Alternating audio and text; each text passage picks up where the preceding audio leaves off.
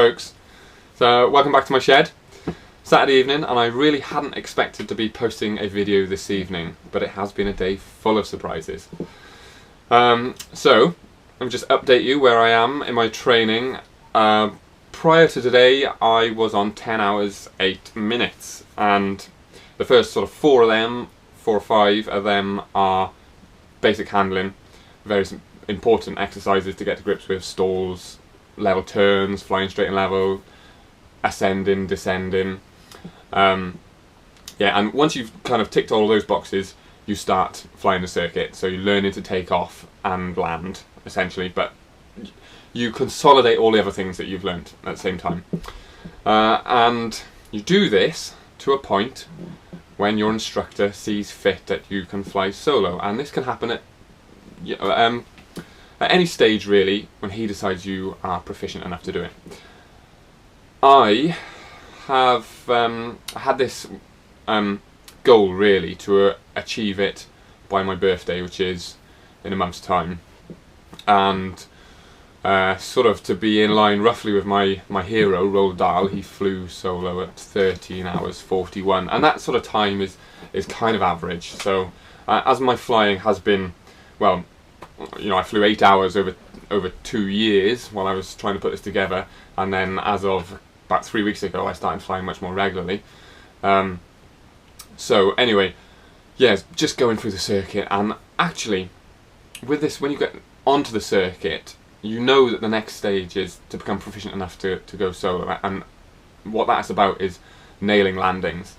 And I have to say that for the sort of 5 or 6 hours that I had done in the solo, in the circuit, I spent probably 60% of that time frustrated at myself for not landing very well or well enough, or being entirely inconsistent. Yeah, that's probably the biggest feature of my landings. They've been inconsistent, and I think, you know, you talk to many pilots and they say that's generally, you know, you don't nail every one, but certainly you're not going to go solo until you nail them, until you get it. And prior to today, I had consistently got better, but still slightly inconsistent, so I felt a lot of frustration and eagerness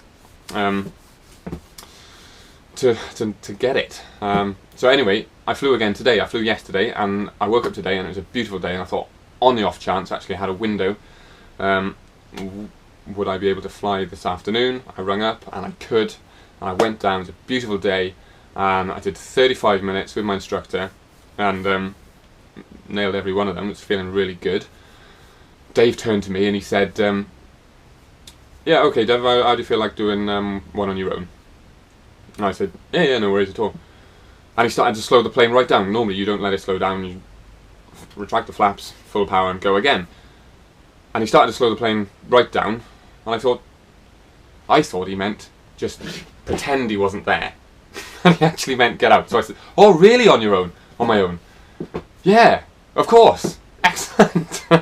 So you clear the runway, taxi around to the hold point, and Dave, my instructor, said, you ready, Dove? I'm getting out. And he leaves you alone in the plane. And I have to say, my heart raced a little bit when I first realised that's what was about to happen. But I very quickly calmed down and yeah, got it together. And yeah, no, I got in the zone. It's a fantastic, it's an incredible feeling to be left there and told you can do it. And yeah, I got in the zone. Thankfully, I was really nervous. You have all these preconceived ideas before you do your solo about how it's going to go. I thought everything was going to go out of my head, and I was going to do it all wrong, and I was going to get my radio work wrong or whatever. But no, I stayed clear, and was clear over the radio. Flew a beautiful circuit, I have to say. I'm not going to. When it was, the weather was beautiful. The sun was just going down over the Gower. It was incredible.